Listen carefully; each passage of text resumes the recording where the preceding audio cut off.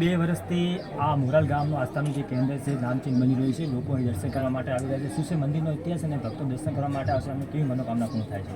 જય માતાજી મિત્રો, હું છું CN ભુવાજી.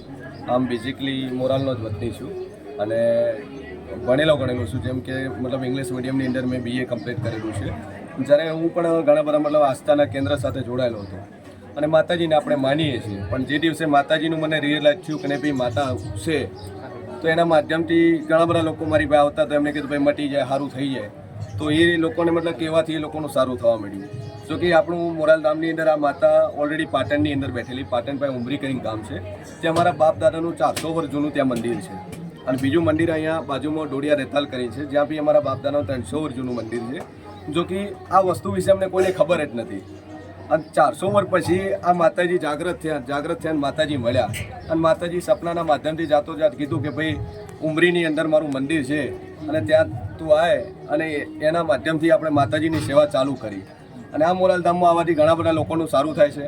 આપણા મંદિરની અંદર કોઈ પણ જાતની દાનપેટી નહીં, કોઈ લોકો જોડે કોઈ રૂપિયો લેવામાં આવતો નથી. અહીંયા જમણવારની સેવા આપણે ચાલુ હોય છે અને જે બી લોકો આસ્થાથી આવે છે એમના 100% 1000% એમના કાર્ય થાય છે.